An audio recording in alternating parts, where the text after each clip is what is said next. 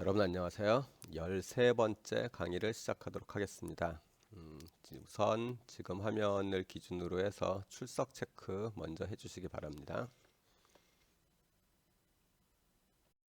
제가 지난 시간에 과제를 2개를 갖다가 냈었는데요. 한 개는 설명이 조금 더 필요할 것 같아서 취소를 했었고, 또 하나는 여러분들이 토요일까지 해서 잘들 내셨는데, 문제는 그 과제의 의도를 여러분들이 정확하게 파악을 하지 못한 것 같아서 다시 좀 설명을 하고 다시 과제를 갖다가 제출받도록 하겠습니다. 오늘 수업 시간에 우선 지난 시간에 설명을 하다가 예시 부분이랑 해서 좀 잘못되었었던 부분들을 갖다 좀 보강을 해가지고 설명을 하고요.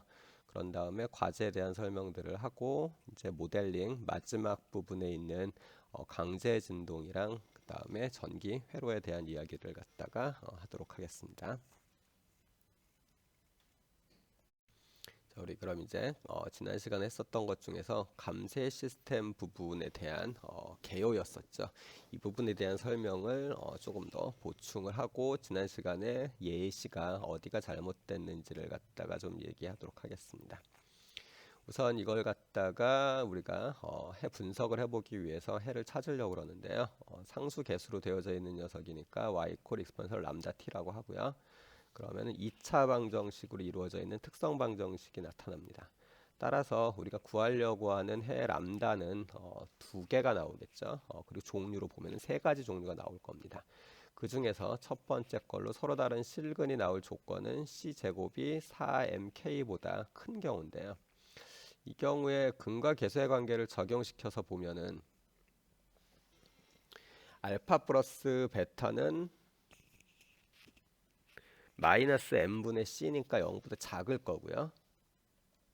알파 베타는 m분의 k니까 0보다 클 겁니다. mck는 양의 상수라고 이야기를 했었죠.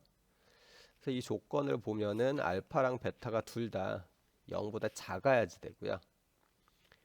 그리고 이제 해를 구하면은 c1 익스포넨셜 알파 t 플러스 c2 익스포넨셜 베타 t가 나오겠네요. 요거를 우리가 과감세라고 이야기를 하는데 오버댐핑 텀이요. 이걸 왜 오버댐핑 텀이라고 하느냐라는 이야기를 하면서 제가 얘를 타이핑을 그때 잘못했었습니다. 정확히 그때 썼었던 얘가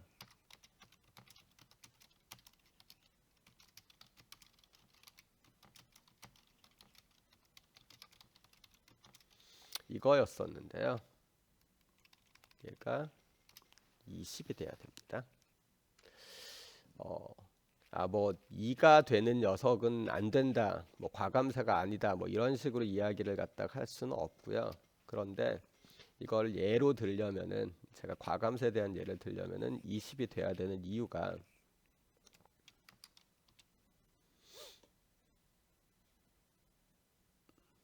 조건으로서 우리가 초기 조건이요.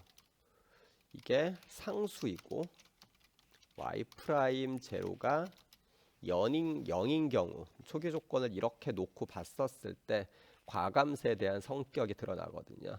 즉 주어져 있는 m y2 프라임 플러스 c y 프라임 플러스 ky 이퀄 0에다가 초기 조건으로 0일 때 상수 t가 0일 때 y는 상수, 특정한 상수요. 그리고 y 프라임 0일 때는 그냥 0이요. 여기서 y 프라임 0이 아니라 어떤 속도를 가지게 되면은 우리가 용수철을 갖다가 그냥 잡고 있다가 놓는 게 아니라 특정한 힘을 줘서 던진 거거든요. 즉 외력이 작용하는 상태입니다.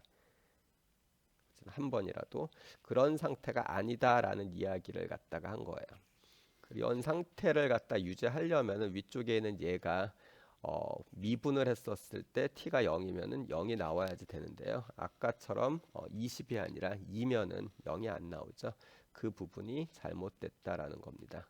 오타였었던 것 같은데 학생이 나중에 저한테 질문을 해가지고 보니까 잘못됐네요. 자, 이랬을 때 이제 이야기하려고 하는 거는 얘 같은 경우에 yt 같은 경우에 얘를 0일 때를 넣어보면 처음에 양수가 나오죠. 그러면은 이 녀석은 멈출 때까지 항상 위치가 균형점, 그러니까 정지와 평형점 위쪽에 있다라는 얘기입니다. 그러니까 그 평형점, 즉 y가 0이 되는 점 있죠. 이 y가 0이 되는 그 지점을 갖다가 지나가지를 못해요. 그러니까 진동이 이루어지지 않는 거죠. 그런 경우를 우리가 과감세라고 하는데, 얘를 좀 분석을 해보면은 우선 초기 조건으로 조금 전에 이야기한 것처럼 제로일 때 상수라고 하고요. y 프라임 제로일 때 0이라는 조건을 준 상태에서 가정을 하죠. 우리 좀 얘기하기 쉽게 얘가 어차피 대칭형이기 때문에 한쪽만 해보면 됩니다. C1보다는 C2가 크다라고 이야기를 하고 해가 나왔을 때 그 다음에 C가 0보다 크다라는 조건을 갖다가 좀 주죠. 그러면은 yt는 뭐 지금 이야기한 것처럼 C1 익스포넨셜 알파 t 플러스 C2 익스포넨셜 베타 t고요. y 프라임은 알파 C1 익스포넨셜 알파 t 플러스 베타 C2의 익스포넨셜 베타 t가 나옵니다. 이 조건에서 초기 조건을 갖다가 우리가 집어 넣어 주면은 지금과 같은 식을 볼 수 있는데요. 이거로부터 우리가 알파 C1은 마이너스 베타 C2라는 사실을 알 수가 있죠. 그리고 여기서 베타랑 C1으로 양변을 나눠주면은 이런 식을 얻습니다. 그래서 기억하고 있어야 될 거는 알파랑 베타가 음수라는 겁니다. 어쨌든 베타분의 알파가 1보다 작으니까 알파랑 베타의 절대값을 비교하면은 알파가 베타보다 작겠죠. 그런데 식 자체로만 보자면은 자, 요거에서 우리가 알파 베타가 음수니까요. 요 식을 얻을 수가 있게 돼요. 자, 그리고 위쪽에 있는 녀석이요. 자, 이 식을 가져다가 여기다가 대입을 합니다. 자, 이렇게 대입을 해주면은 지금 보시는 것처럼 이런 녀석을 얻을 수 있겠죠. 여기에서 이제 하나씩 따져 봅시다. 알파는 음수입니다. 그리고 C1은요. C1은 우리가 앞쪽에서 가정을 할 때 C1보다 C2가 크다고 했습니다. 그런데 C1 더하기 C2가 양수죠. 그러면 이 조건이 있으니까요. C1이랑 C2를 더했는데 양수가 나와야 되고요. C1이 C2보다 크니까 C1은 무조건 양수라야 됩니다. 그래서 알파는 음수, C1은 양수. 그 다음에 알파가 베타보다 크니까 이 부분은 항상 양수가 나오겠죠. 따라서 y''은 0보다 작습니다. 그러면 y''은 중간에 다른 변화 없이 계속해서 감소해 간다라는 거고요. y''이 0이 되는 지점은 결국 t가 0일 때 이외에는 없는 거죠. t가 무한대로 갔었을 때 이제 0이 되는 거니까요. 따라서 이것만 보면은 우리가 이야기할 수 있는 게 이렇게 돼 있을 때 만약에 주어진 녀석이 양수에서 시작을 하면은 yt는 단조 감소함수가 됩니다. 따라서 이렇게 가겠네요.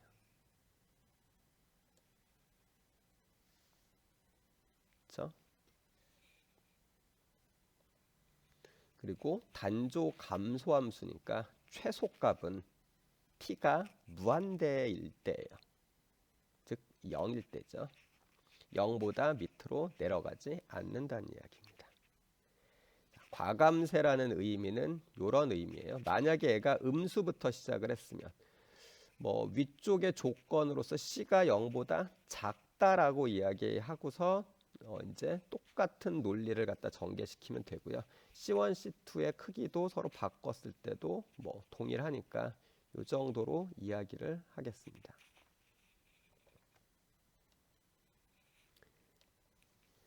자, 그리고 이제 중근이 나왔을 때 C제곱 이퀄 4mk인데요.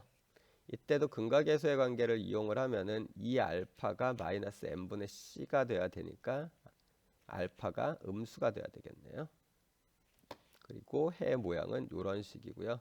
이걸 우리가 임계감세라고 이야기했는데, 제가 전 시간에 임계감세인 경우에는 해 모양이 전체적으로 해 움직임이죠. 모양이라기보다는 해 움직임이 어디서 시작을 했던지 간에 쭉 가다가 특정한 시간대에서 밑으로 살짝 내려갔다가 위로 올라가서 이렇게 된다고 했습니다. 즉 얘가 평형점 있죠. 여기를 한 번 지나게 될 겁니다. 그 다음에 복소근인 경우요. C제곱이 4mk보다 작은 경우에는 람다 이퀄 알파 플러스 마이너스 오메가 i의 형태로 나오게 될 텐데요. 얘는 지금 보시는 것과 같은 식을 갖겠죠. 해로서. 이거를 저감세라고 이야기를 합니다. 저감세인 경우에는 이제 드디어 진동이 일어나요. 즉 과감세인 경우에는 진동이 안 일어난다라는 얘기입니다. 진동이 안 일어날 정도로 감세력이 강하다. 그리고 저감세일 경우에는 감세력이 약하기 때문에 얘가 진동이 일어나는 거라고 보시면 됩니다. 임계감세는 뭐 과감세에서 저감세의 경계겠죠. 계산을 하면은 이렇게 나오게 됩니다. 자, 그랬을 때 이제 다시 첫 번째 과제입니다. 자, 주어져 있는 이런 식의 시스템이 있었을 때 아까랑 똑같죠? 자, 그랬을 때 우선은 얘가 임계감세일 경우에, 즉 C제곱 이퀄 4mk이면은 용수철의 위치가 y 이퀄 0인 점을 이 시스템이 움직이면서 한 번만 지나간다라는 걸 갖다가 아까 우리 과감세 썼을 때처럼 적당히 여러분들이 수식을 이용을 해서 설명을 하시기 바랍니다. 두 번째 거는 저감세일 경우에는 여러 번 지나간다라는 거를 증명하라는 겁니다. 증명이라고 해서 되게 어렵게 생각을 하시는데요. 다른 사람이 알아들을 수 있을 정도 수준으로 설명하는 겁니다. 논리적으로 그러니까 비약이 없어야 되겠죠. 그래서 사실 상대방의 논리성이 없으면요, 증명이고 뭐고 아무것도 못합니다. 그러니까 알아들을 수 있는 사람을 대상으로 알아듣게끔 설명을 해주는 겁니다. 자, 이게 첫 번째 과제예요. 지난 시간에 취소했었던 그 과제를 지금 이렇게 수정해서 다시 여러분들한테 출제한 겁니다. 자, 그 다음에 우리가 이제 테스트 해봤었던 부분이 있었죠. 0.5y 2' 플러스 cy' 플러스 2y 이퀄 0 이렇게 되어져 있는 녀석에 대해서 감세상수를 10부터 0.2까지 조금씩 변화시켜 가면서 운동을 관찰을 했었는데요. 자, 이게 11대입니다. 얘는 5일 때 감세상수가, 얘는 3일 때거든요. 자, 11대는 대충 여기서 멈춘다라고 볼 수 있고요. 5일 때는 여기서 멈춥니다. 3일 때는 이쯤에서 멈춘 거죠. 즉 감세상수가 줄어들을수록 운동 시간이 짧아져요. 과감세일 경우에요. 이게 임계감세. 이제 저감세로 들어간 거죠. 저감세일 때는 다시 감세상수가 작을수록 운동 시간은 점점 길어집니다. 이렇게요. 이걸 그래프로 나타내 보면 대충 이런 식이 되거든요. 요쯤이 임계감세일 거고요.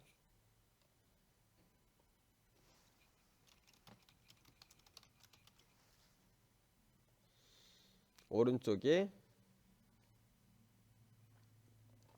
이쪽으로 가면은 과감세죠.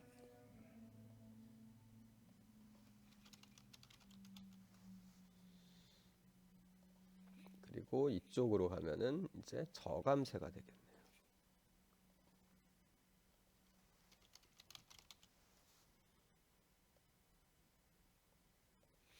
이렇게 된 걸 보고서 별로 뭐 신기하지 않다라고 생각을 할 수도 있습니다. 너무 뻔해서 그럴 수도 있고 아니면은 왜 이게 이상한 건지를 갖다 몰라서 그럴 수도 있고요. 그런데 제가 이제 여러분들한테 좀 이상하지 않냐라고 이야기한 거는 감세 이야기만 놓고 봤었을 때는 뭐 그냥 혹은 주어져 있는 시스템을 가지고서 해를 구해서 해 모양을 갖다가 보면은 과감세일 때는 즉 C 제곱이 4mk보다 클 때요. 이 경우에는 C 값이 크면 클수록 얘가 특정한 위치 0에 도달하는데 시간이 오래 걸리겠다. 뭐 이런 것들을 갖다가 수식으로 분석은 할 수 있습니다. 그런데 과학은 좀 일관성이 있어야 되잖아요. 이거를 감쇄력이라는 것 자체가 운동을 방해하는 힘이라고 생각을 할 수 있거든요. 자, 운동을 방해하는 힘 중에서 우리가 제일 많이 알고 있는 게 마찰력입니다. 자, 이렇게 밀을 때 운동의 반대 방향으로 진행하는 힘을 뜻하죠.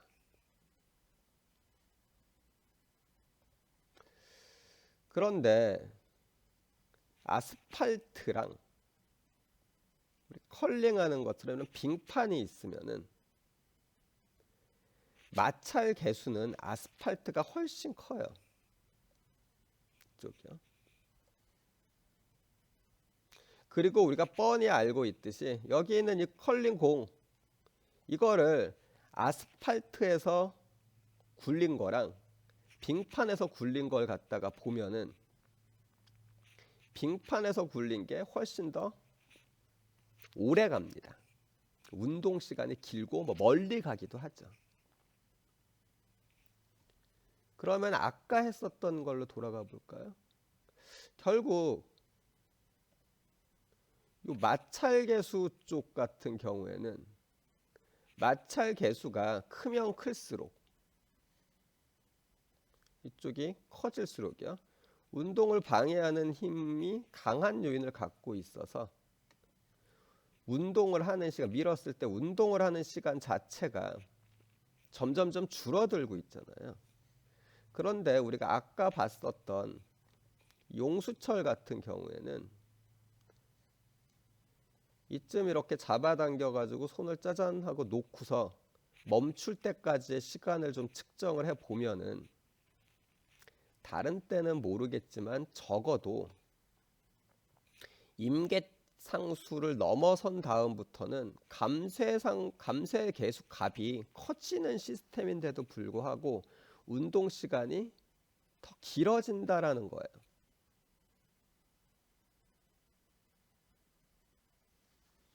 감쇄 개수랑 마찰 개수랑 이런 식의 차이가 있는데 왜 이런 차이가 나타날까?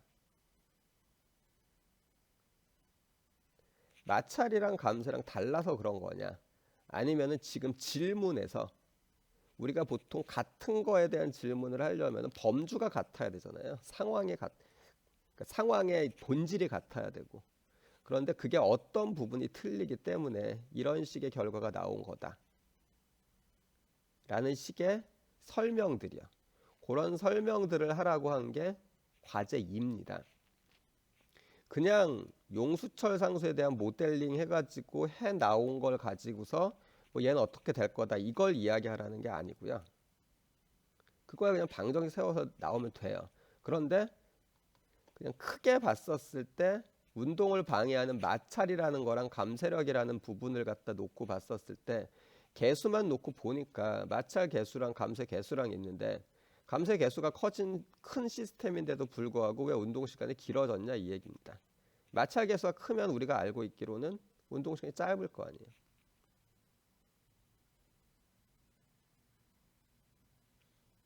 이거를 적당히 뭐 질문이 어느 부분이 지금 잘못된 것 같다. 아니면 질문이 서로 다른 시각에서 보고 있는 게 어떤 부분이다. 뭐 이런 것들부터 시작을 해가지고 그러면은 방해한다라는 뜻에서 마찰계수와 감쇄계수가 있으니까 이 둘이 같은 모양을 갖다가 커지면 운동시간이 짧아지는 형태로 나타나야지 되는데 어떤 식으로 도표를 만들어서 상황을 만들어서 보면은 같아질 것이다. 뭐 이런 것들에 대해 가지고 설명을 하라는 거죠. 그냥 여러분들 동급생 아니면 후배가 제가 지금 한 질문을 했다라고 했었을 때 어떻게 대답해 줄 건지에 대해서 묻는 겁니다. 두 개를 놓고서 질문을 했는데 감세력에 대한 거 미분방 정식 풀어가지고 봐라 이렇게 하니까 식이 이렇다 이런 식으로 이야기하면은 납득이 안 되겠죠. 궁금한 부분은 그 부분이 아니에요. 왜 이런 차이? 지금 뭘 잘못 생각하고 있느냐? 뭐 잘못 생각한다라고 표현을 하기보다는 어느 부분을 놓치고 있다. 같은 모양꼴로 어떻게든 나와야 되거든요. 제가 볼 때는 그런 부분들을 좀 한번 설명을 해봐라 라는 게 과제입니다. 즉 운동을 방해하는 힘을 나타낸다는 측면에서 마찰계수랑 감쇄상수에서 계수의 크기에 따라 운동 시간에 변화하는 모습이 다른 이유예요. 즉 운동을 방해한다는 힘을 나타낸다는 측면에서는 동일합니다. 좀 문장이 조금 이상하네요. 동일한 의미를 가진 마찰계수와 감쇄상수에서 계수 크기에 따라서 운동 시간의 변화 모습이 다른 이유를 갖다 한번 설명을 해보시기 바랍니다. 이렇게 과제 1이랑 과제 2인데요. 과제 2도 정확히 제가 의도한 대로 쓰신 분도 있는데 거의 대다수의 학생들이 이거에 맞춰가지고 설명을 하지 못한 것 같아요. 그래서 지난 과제 같은 경우에는 일단 제출한 거에 대해서만 제가 체크를 하겠습니다. 그리고서 과제 자체에 대한 점수는 매기질 않고요. 체크를 해서 과제 제출한 거에 대한 점수만 주도록 하고요. 과제의 질은 따지지 않고요. 과제를 다시 내도록 하죠. 저번 과제는 영본 과제라고 하고요.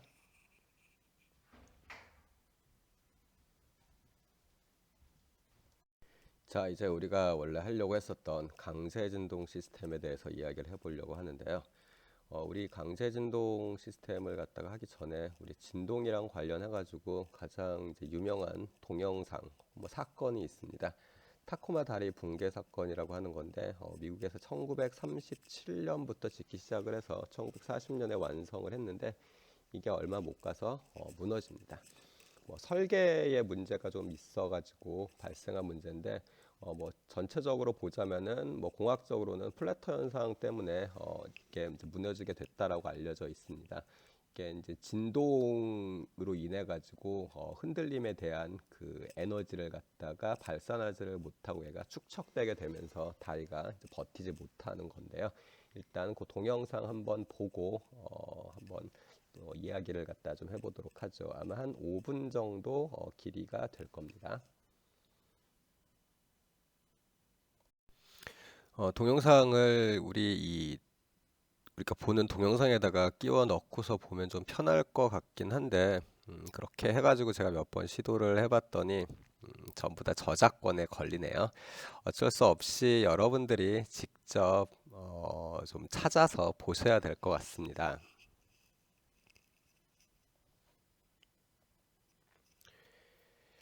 명칭은 타코마 다리 붕괴 동영상 정도로 해가지고 여러분들이 아마 찾아보시면은 유튜브나 아니면 뭐 구글 뭐 이런 곳에 영상은 무척 많이 떠돌아다니거든요. 뭐 제가 찾아가지고 몇 개를 넣어가지고 해봤는데 전부 다 그 저작권에 걸려가지고 못 올리니까 일단 요 영상은 여러분들이 직접 좀 보시기 바랍니다. 이게 지금 올린 다음에 중간에 안 돼가지고 제가 설명을 갖다가 하는 거라 조금 말이 좀 이상하게 될 것 같긴 한데요. 뭐 어쩔 수 없죠. 요 타코마 다리 붕괴 동영상 같은 경우에는 실제로 우리가 무언가 이렇게 어떤 연관이 있는지를 갖다 볼 때 꽤 좋은 예 중에 하나니까요. 시간 내서 한 번 정도는 어떤 식으로 이렇게 다리가 흔들리다 붕괴됐는지 꼭 한번 보시기 바랍니다. 뭐 지금 보신 거는 그냥 유튜브 같은 데를 갖다 제가 뒤져가지고 타코마 다리 붕괴를 갖다가 이렇게 찍어 놓은 것들을 갖다 모아 놓은 그런 영상을 갖다 여러분들이 한번 보신 건데요. 그냥 그 돌다리죠. 뭐 이런 게 되게 비틀리듯이 막 이렇게 찢어져 버리는데 실제 진동이나 바람 이거 자체가 갖고 있는 힘은 그렇게 세지 않습니다. 문제는 그걸로 인해서 다리에 전달되는 축적되는 에너지가 발산이 되느냐 안 되느냐, 혹은 다르게 보면은 우리가 만들어 놓은 이 시스템이 어느 정도 한계까지, 그러니까 시스템에 버틸 수 있는 한계 이전에 어떻게든 그 시스템 내에서 해소를 해낼 수 있느냐, 뭐 이런 것들이 이제 주로 문제가 되겠죠. 자, 그래서 이제 이 다리 붕괴를 갖다 보고 나니까 우리가 이 진동에 대해서 좀 알아야 되겠다는 생각이 드는지 모르겠네요. 그걸 위해 가지고 우리가 본 거고요. 이런 거 말고도 얘들은 꽤 많이 있습니다. 뭐 헬리콥터가 프로펠러가 돌다가 갑자기 폭발하는 경우도 있고요. 이 진동 때문에 진동 에너지를 발산하지 못하기 때문에 그렇습니다. 성수대교 같은 경우도 일반적으로 얘기할 때는 관리 부실이 일단 제일 큽니다. 관리 부실이 제일 큰데 유독 그날 무너진 이유를 갖다가 대자면은 진동이랑 관련이 좀 있습니다. 그런 것들을 미리 좀 우리가 예측하고 방어하고 그다음에 설계를 갖다가 좀 제대로 잘 해놓으면은 좀 안전한 그런 공학 건축물들을 갖다 우리가 좀 만들 수 있을 거고요. 여기서는 강제 진동을 이야기하고 있지만은 뒤쪽에 보면 전기 회로나 이런 쪽에서도 여전히 외력이 작용을 하게 되면서 이제 외력이 없더라도 그 시스템 자체가 이 진동이랑 비슷한 시스템이기 때문에 시스템의 안정성이라는 부분이 무척 중요해집니다. 일단 우리가 보는 강제 진동은요, 지금 보시듯이 my2' 플러스 cy' 플러스 ky 이꼴 f0 코사인 오메가 t 이렇게 되어져 있는데요. 외력 부분을 f0 코사인 오메가 t라고 놓은 거에 좀 주의를 갖다 기울이시기 바랍니다. 외력이 꼭 코사인 오메가 t라는 이런 주기를 갖다가 가지는 식으로 들어오지는 않겠죠. 그런데 왜 이렇게 했느냐? 자, 우리가 알고 있기로 배운 것들 중에서 보면은요, 테일러 시리즈가 있습니다. 이 테일러 시리즈를 한마디로 얘기를 하면은 우리가 갖고 있는 연속 함수를 정해진 구간 내에서 다항 함수로 어프록시메이션 시키는 방법이 테일러 시리즈입니다. 테일러 급수로 표현을 해요.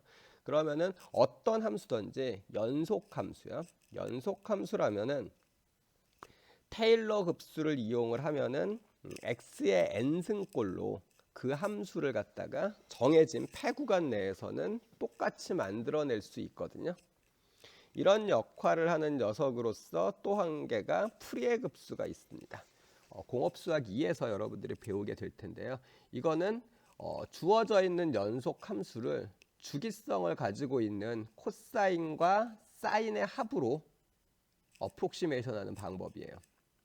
그러면은 프리에 급수로 바꿔놓고 보면은 이 녀석들의 형태가 프리에 급수면은 뭐 A1 코사인 T 플러스 B1 사인 T 더하기 A2의 코사인 ET 플러스 B2의 사인 ET 점점점 뭐 이런 식으로 이제 가게 되거든요. 즉 어떤 파형이 있으면요, 어떤 힘이 들어올 거 아니에요. 이 녀석이 시간에 따라 가지고 뭐 어떤 모양이든지 이런 식으로 들어오고 있다고 합시다. 뭐 이렇게 들어가도 상관은 없어요. 이렇게 들어오는 녀석을 각각 분해를 하는 거예요. 주파수가 주파수가 이렇게 되는 녀석, 그 다음에 뭐 이것보다 조금 더 짧은 녀석, 이렇게요.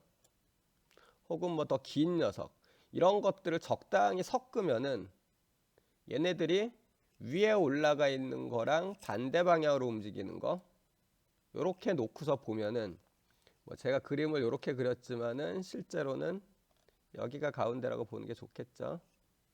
플러스 마이너스 되면서 뭐 가운데로 오기도 하고 뭐 이렇게 될 거 아니에요.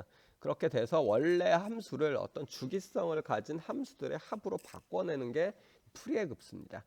그렇게 풀이의 급수로 외력이 작용하는 것들을 표현을 할 수 있기 때문에 우리가 일반적으로 분석을 할 때는 그냥 외력이라는 거는 F절의 코사인 오메가 t 플러스 F절의 사인 오메가 t 뭐 이런 정도로, 그러니까 정확히는 A, B 뭐 이렇게 생각을 하시면 되겠죠.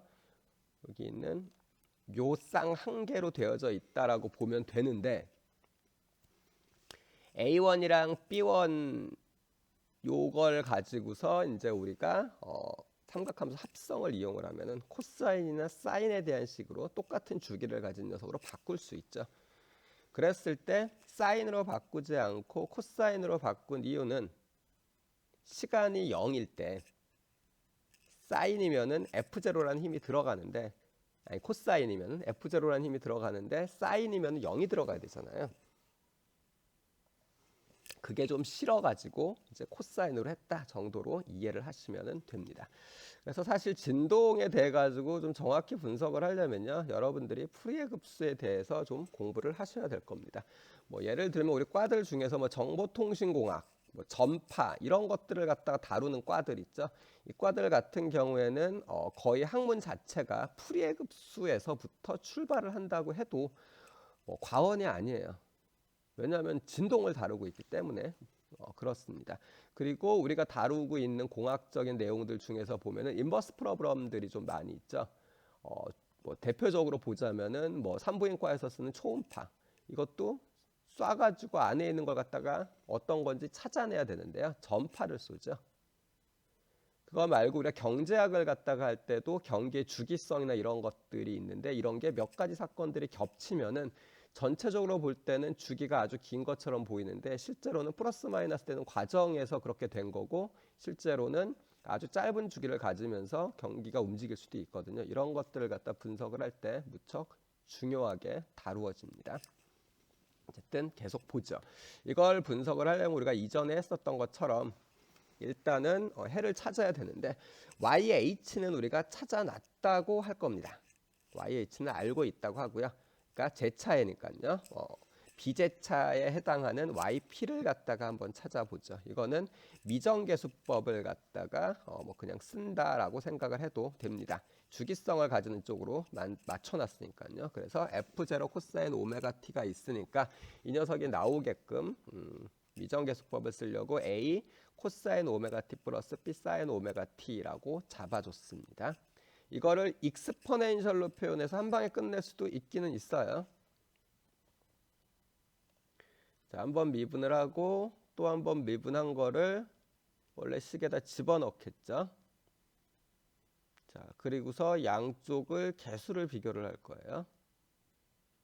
자, 이렇게 정리된 걸로 개수를 비교해 보니까 우리가 식을 두 개를 얻죠. 하나는 K-M 오메가 제곱 A 플러스 오메가 CB가 F0가 돼야 되고요. 여러분 보시는 거에서 요 녀석이랑 같아져야 되기 때문에 그렇습니다. 또 하나는 이제 얘가 0이 돼야 됩니다. 자, 얘를 좀 정리를 해볼까요? 자, 위에 거 K-M 오메가 제곱을 양변에 곱해줬어요. 소거법을 써가지고 뭐 어떻게든 처리를 하려고 방정식을 풀어야 되니까요. 밑에 그대로 놓고서 자, 식을 바꿔줬습니다. 이 식을 갖다가 여러분들이 보면은 한 번에 잘 안 넘어가죠. 자, 여기를 좀 자세히 얘기를 해보죠. 우선은 이 식에다가 k-m 오메가 제곱을 곱해줬어요. 그러면은 이 위쪽에 있는 이 부분요. 자, 얘요. 얘가 바뀌죠. 뭐로 바뀌냐면은 오메가 c k-m 오메가 제곱의 b 이걸로 바뀔 겁니다.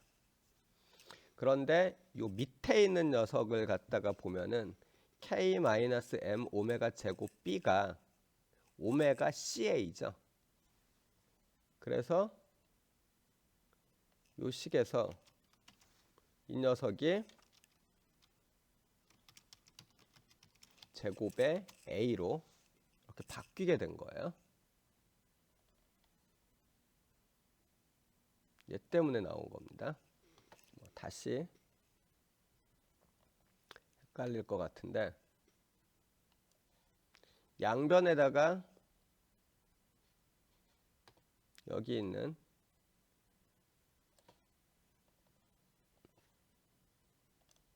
이 녀석이요. 이 녀석의 양변에다가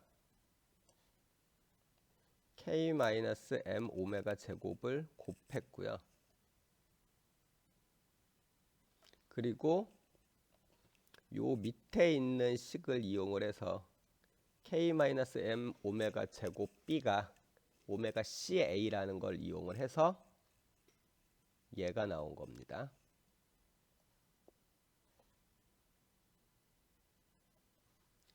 그리고 또 이제 똑같은 방법을 쓴 건데요. 밑에 쪽이요. 요 밑에 쪽에다가는 오메가 c를 양변에 곱해줘요.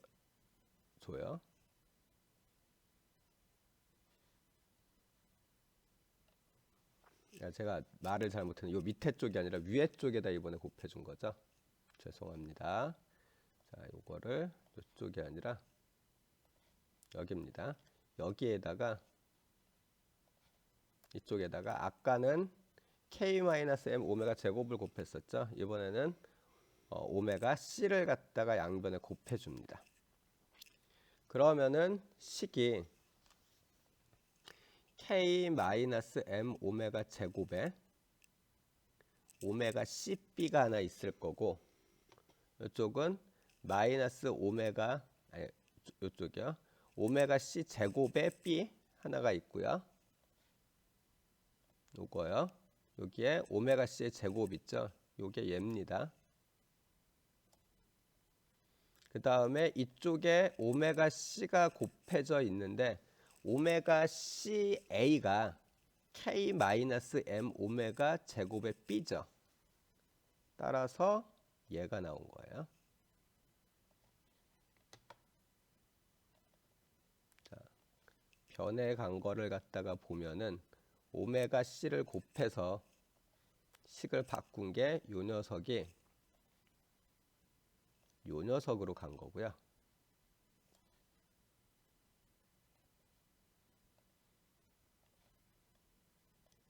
요 녀석이 요 녀석으로 간 겁니다.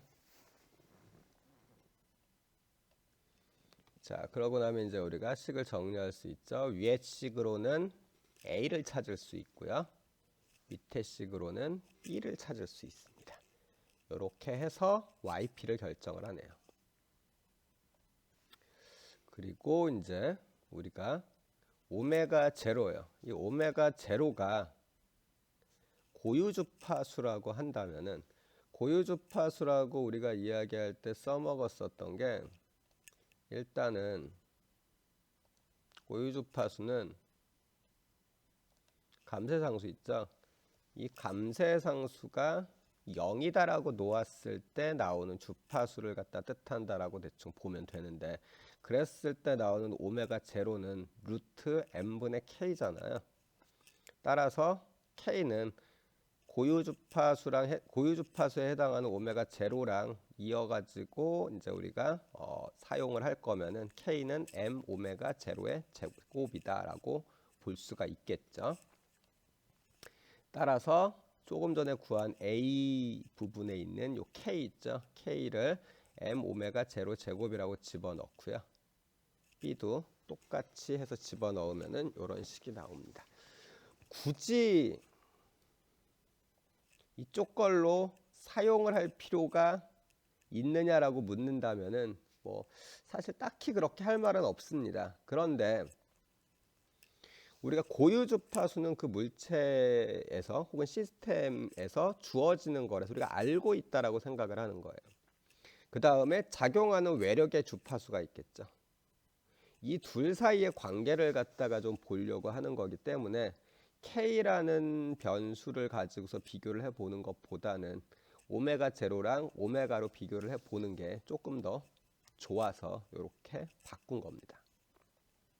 그래서 이렇게 바꿔놓고 쓰면은 이제 YT는 YH 플러스 F0 해가지고 쭈루루루 이렇게 나오겠죠.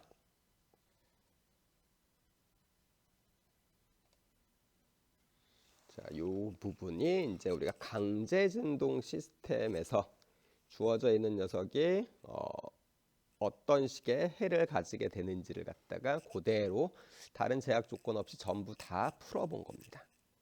이 상황에서 이제 얘네들이 뭐 예를 들어 가지고 감쇄력이 좀 약할 때, 외력의 주기가 변화할 때 어떤 식의 일들이 일어나는지 한번 보도록 하죠. 자, 딱 이 부분에서 여러분들 출석 체크 사진을 또 찍기 바랍니다. 이제 좀 익숙해져 가지고 몇 초 안 걸릴 것 같은데 잘 찍어서 나중에 과제 출석 체크 쪽에 올리시기 바라요. 자, 이제 비감쇄 강제 진동이랑 공진에 대해서 볼 건데요. 그냥 이 상태에서 우리가 앞쪽에서 해를 구해놨죠. 구해놓은 상태 내에서 비감쇄 강제 진동이었을 때 해가 어떻게 바뀌는지, 그리고 공진이었을 때 해가 어떤 식으로 나오는지 정도만 파악을 하고 넘어가겠습니다. 일단은 비감쇄 강제 진동이라는 말에서 알 수 있듯이 감쇄력이 거의 0에 가깝다라는 뜻입니다.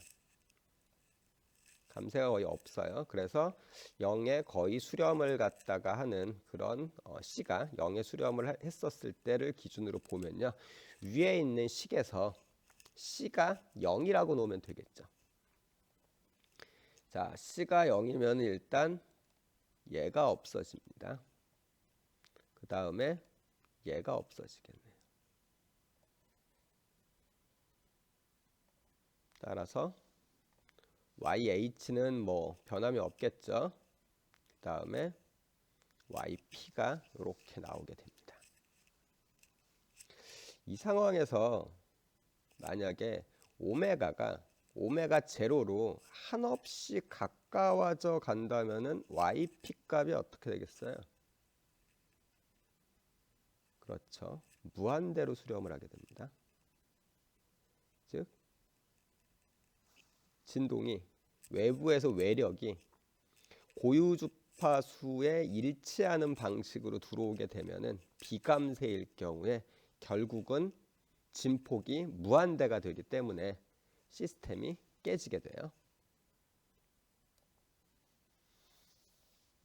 그러니까 뭐 YT 뭐 다른 거는 뭐 볼 필요도 없겠죠. 그런 상황이 되면은 실제 우리가 뭐 이제 건물이나 이런 것들을 갖다가 지었을 때 뭐 자주 나타나는 현상들 중에 하나입니다. C값이 좀 작을 때.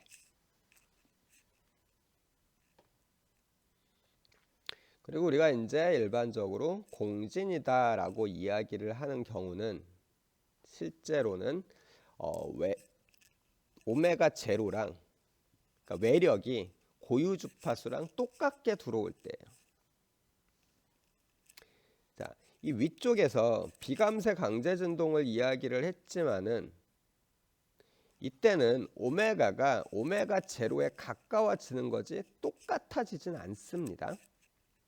똑같아지면은 똑같아지는 그 순간에 이 진동 시스템이 바뀌게 돼요. 수렴을 하는 거지. 그러니까 0으로 수렴한다처럼 0으로 가까워지는 거지 0이 되는 건 아닙니다. 즉 오메가가 오메가 제로에 가까워지면 가까워질수록 진폭이 커질 수 있다라는 거지. 똑같으면 얘기가 달라져요. 공진에서는 똑같은 겁니다. 그래서 지금 보시는 것처럼 자 공진 이야기를 갖다가 하기 위해서 그 감세력 부분은 0으로 놨어요. 그리고서 K가 오메가 제로의 제곱이라고 놓으면은 고유 주파수를 결정하는 녀석이 오메가 제로가 되겠죠. 그리고 외력이 작용하는 것도 오메가 제로 T니까 이 녀석 주기랑 주파수 어떻게 계산하는지 우리가 전에 했었죠. 오메가 제로 T가 2파이가 되게끔 해주는 T 값이 주기입니다. 그러니까 오메가 제로분의 2파이가 주기가 될 거고요. 2파이 분의 오메가 제로가 주파수가 되겠죠. 그래서 2파이는 고정된 값이니까 보통 그냥 오메가 제로를 가지고서 주파수랑 같다라고 그냥 보통 편하게 이야기를 갖다 합니다. 물론 같은 값은 절대로 아니에요. 자, 이렇게 되면은 우리가 앞쪽에서 yp를 갖다가 계산을 할 때는 a 코사인 오메가 t 플러스 b 사인 오메가 t로 했었는데 이번엔 그렇게 할 수가 없죠. 우리 앞쪽에서 해봤었던 것처럼 값이 겹칩니다. 같은 오메가 이쪽에 제차해에서 나오게 되는 녀석의 주기와 외력의 주기가 같기 때문에 그래서 YH가 A 코사인 오메가 T 플러스 B 사인 오메가 T니까 YP는 저렇게 잡으면 안 되고요. 앞에서 잡았던 것처럼 잡으면 안 되고 앞에 T를 곱해줘야 되겠죠. 그래서 T 곱하기 A 코사인 오메가 T 플러스 B 사인 오메가 T로 나오고요. 그랬을 때 A랑 B 값이 각각 뭐 결정이 될 겁니다. 계산을 해보면. 그래서 블라블라 계산을 하고 나면은 이렇게 나와요. 2m 오메가 제로 분의 f 제로 t 사인 오메가 t. 그러니까 이 고유 주파수랑 똑같게끔 외력이 작용을 하게 되면은 위에 비감쇄 강제 진동에서처럼 분모가 0이 돼 가지고 무한대로 수렴하는 그런 방식은 아니고요. 여전히 수렴은 무한대로 갑니다. 왜냐하면은 요 t가 있어서요. 시간이 흐르면. 이게 어떤 의미에서 보면은 공진 상태이기 때문에 들어오는 에너지가 표출되지 않고요. 내부에 시스템 내 계속 쌓이면서 진폭이 커져가는 거예요. 그러다가 그 시스템이 버틸 수 있는 한계를 벗어나면은 무너지겠죠.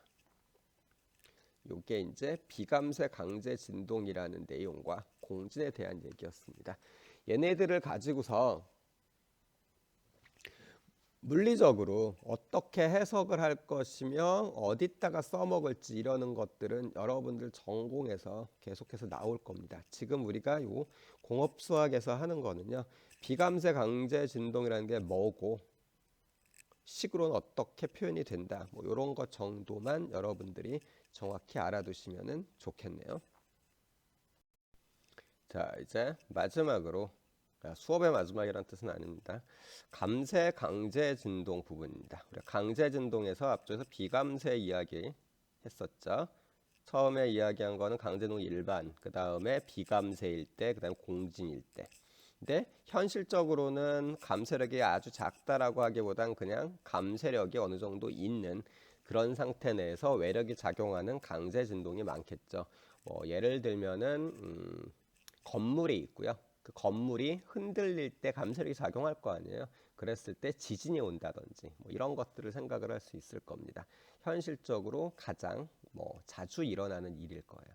자, 요랬을 때 이제 우리가 가장 이 녀석의 진폭에 대한 변화 있죠. 외력에 따른 진폭의 변화가 어떤 식으로 이루어지는지 뭐 이런 것들을 갖다 좀 알아보려고 합니다. 우선은 YT 쪽을 갖다가 보면은요. 실제로 시간이 좀 지나면은 YH에 해당하는 녀석은 0으로 수렴을 합니다. 그래서 결국 YT는 어느 정도 시간이 지났다라고 생각을 하고 YP만 남는다라고 생각을 한 거예요. YH는 0으로 갈 거니까. 그러면 우리가 이전에 구해둔 것처럼 지금 보시는 이 식이 나올 겁니다. 결국은 얘만 남겠죠.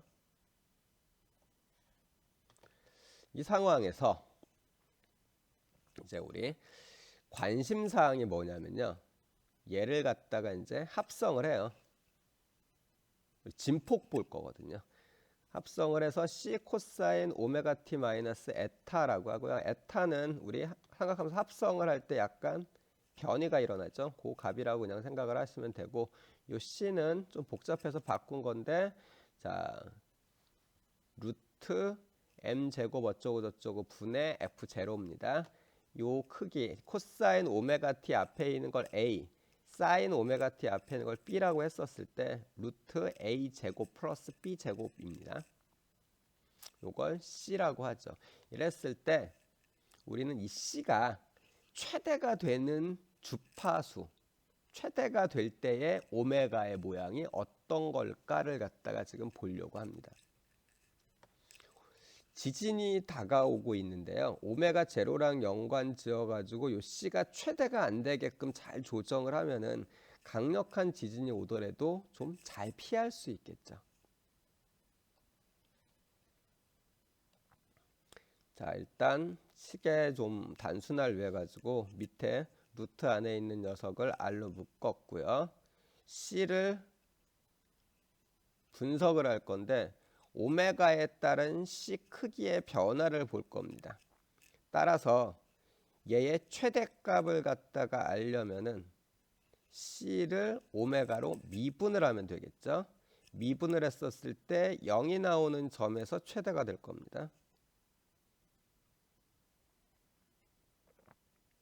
자, 그러면 이걸 미분을 해보자.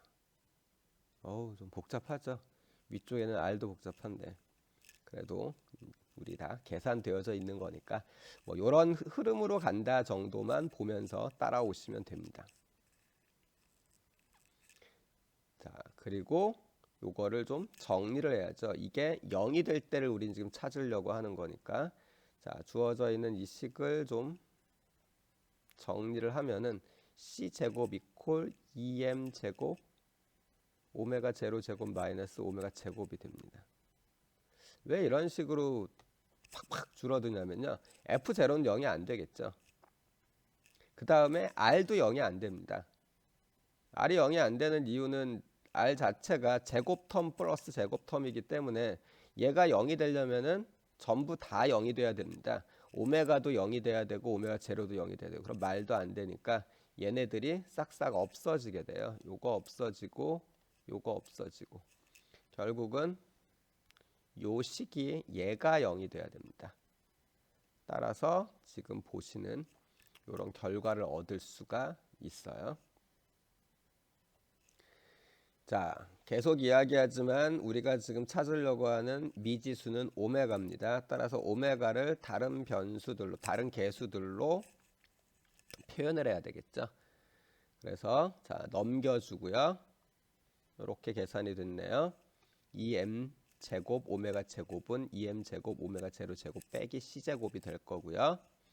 그리고 2m 제곱 오메가 제로 제곱 마이너스 c 제곱은 2mk 마이너스 c 제곱이 되죠. 우리가 앞쪽에서 k라는 녀석이 m 오메가 제로 제곱이라고 그랬었잖아요. 그렇기 때문에 이렇게 바뀝니다. 자, 그러면은 요 녀석과 요 녀석이 서로 같아져야지 되니까 양변을 2m 제곱으로 나눠주면 되겠네요. 따라서 요 식을 얻을 수 있죠. 여기에서 오메가 맥스라고 붙여놓은 것 때문에 학생들이 간혹 오해를 하던데요. 맥스 부분이요. 이거 오메가 값이 가장 크다라는 뜻이 아니고요. C가 가장 클 때의 오메가 값이라는 뜻입니다. C가 가장 클 때의 오메가 값의 제곱은 오메가 제로 제곱 마이너스 2m 제곱분의 C 제곱 이렇게 되겠죠.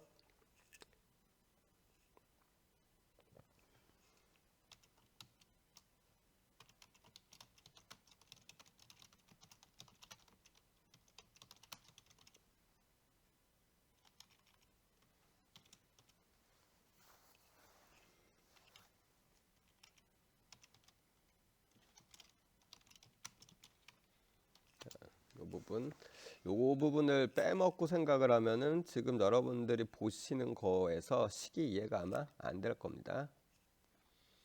자, 그러면은 이제 요 값을 집어 넣으면은 C 값이 최대 어디까지 가는지 우리가 알 수가 있겠네요.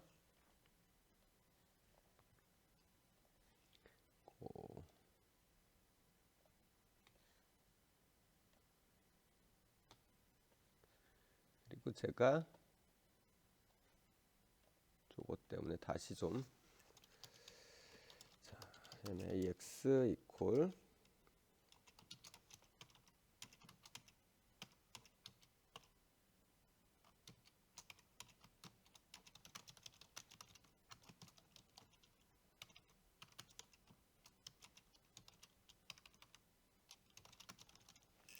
이렇게 될 거고, 그 다음에 조건으로서 이게 저감세 조건이죠. 과감세면은 강제 진동이고 뭐고 우리가 고민할 필요가 없어요. 안 움직일 테니까. 자, 그러면은 C가 가장 크게 진동을 하는, 그러니까 가장 커지는 오메가 값을 집어 넣었을 때 나오는 게 얘가 되죠.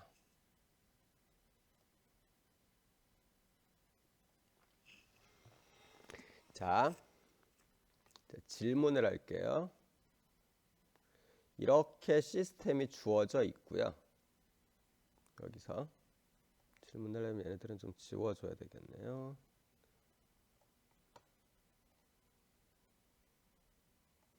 자, 이렇게 시스템이 주어져 있었을 때 이 시스템에서 진동이 일어날 텐데요. 그 진동의 최대값이 얼마냐? 얘입니다. 진폭의 최대값이겠죠. 진폭이 오메가에 따라서 계속 바뀔 거 아니에요. 그런데 여기 식을 갖다가 좀 자세히 보세요. 최대값은 오메가에 의해서 결정이 된 게 아니라 오메가가 최대한 뭐 잘 조정이 돼가지고 많이 흔들려고 들어온다고 하더라도 주어져 있는 이 시스템 내에서 C값의 최대값은 지금 밑에 쪽에 구해놓은 요 값이다라는 거예요. 이 안에 오메가가 없죠.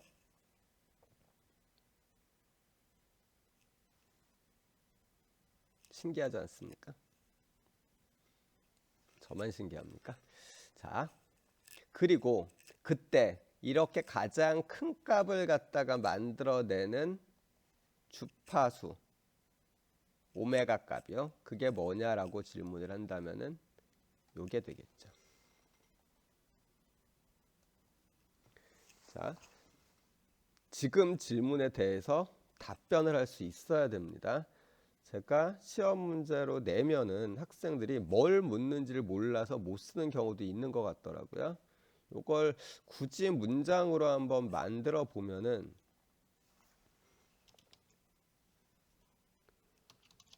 주어진 시스템의 진폭이 최대가 될 때 오메가의 값과 진폭의 최대값을 찾아라.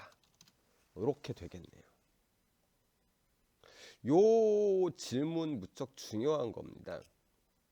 어떤 물건을 만들었을 때 다리를 만들었다고 하죠.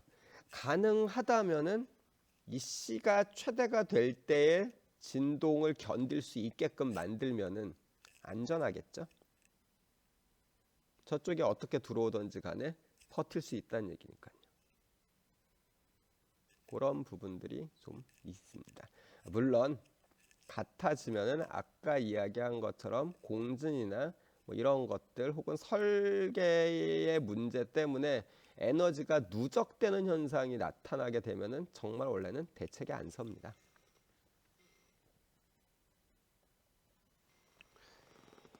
자, 여기까지 하게 되면은 일단 우리가 이제 진동 시스템 있죠. 요거에 대해서는 전부 다 한 건데요. 우리가 요 다음번에 하게 될 게 여러분들 강의 노트에서 보시는 것처럼 전기 회로에 대한 겁니다. 이 전기 회로도에 대해 가지고 우리가 모델링을 갖다가 좀 해볼 건데요. 여기 예제 2.9.1에 있는 것만 간단히 이야기하고 오늘 수업은 일단 마치도록 하겠습니다. 일단 주어져 있는 거리 그림에서 보면은 RC, L이 다 나오죠. 그래서 얘를 갖다가 RLC 회로라고 이야기를 하는데, 이 RLC 회로를 갖다 우리가 모델링 할 땐 여러분들이 기억을 해둬야 될 거는 그냥 저항기를 지나면은 RI만큼의 전압 강화, 인덕터를 지나면은 LI 프라임만큼의 전압 강화, 축전기를 지나면은 C분의 Q만큼의 전압 강화가 일어나고요. 요 전압 강화가 일어난 그 차이가 일어난 것들의 합이죠. 요 합이 기전력입니다. 그걸 이용을 해가지고 식을 갖다가 만들면 된다. 결국 얘네들은 외우고 있어야 되겠네요. 그리고 요걸 이용을 해서 우리가 식을 만들어 보면은, 자, 인덕터, 저항기, 축전기 쪽이거든요. 축전기가 C분의 Q인데 이 Q라는 게 지나간 전하량이잖아요. 그렇기 때문에 I를 적분을 해줘야 돼요. 이렇게 나옵니다. 근데 우리 적분식이 방정식, 미분도 복잡해 죽겠는데 방정식이 적분이 들어가면은 정말 골치 아프겠죠. 그래서 얘를 그냥 미분을 해버립니다. T로 미분을 하고, 여기서도 식을 좀 정확히 쓰자면요, 얘가 0부터 시작해서요 T까지고요. 정적분입니다. 얘가 T로 적분을 한다기보다 뭐 알파 뭐 이런 걸로 적분이 된다고 봐야 되겠죠. 자, 그래서 얘를 미분을 해요. 그래서 요렇게 씁니다. 이렇게 쓰면은 RLC가 각각 개수로 들어오게 되고요. 학생들이 회로도를 갖다가 보고서 문제를 풀을 때 제가 볼 때 제일 많이 실수하는 부분입니다. 이게요. 여기서 기전력이 E0의 사인 오메가 T죠. 방정식에서는 이걸로 나옵니다. E0 오메가의 코사인 오메가 T. 왜냐하면은 원래 있었던 방정식을 미분을 했기 때문에 그래요. 연습 문제에서 좀 간단한 거 풀겠다고 저게 상수인 걸 가져다가 하면은 그나마 이제 이런 차이들이 잘 안 드러나는데, 사실 외력이 작용하고 뭐 이러는 것들 가지고서 계산하는 거 되게 귀찮거든요. 그래서 이런 부분들의 차이가 있기 때문에 실수하시면 안 됩니다. 위에 있는 식을 미분해서 사용을 하는 거예요. 자, 요게 이제 전기 회로인데 요거에 대해 가지고 우리가 뭐 좀 분석을 갖다가 좀 해봐야지 돼요. 뭐 리액턴스라든지 뭐 임피던스라든지 이런 것들에 대한 개념도 우리가 좀 보고, 이 전기 회로도랑 그 다음에 용수철 진동 시스템이랑 뭐 이런 것들의 관계 뭐 이런 것들을 좀 봐야 되기 때문에 오늘 수업은 여기까지만 하도록 하겠습니다. 그리고 요 장면에서 여러분들이 사진을 찍어서 출석 체크를 하시면 됩니다. 자, 오늘 고생들 많으셨습니다.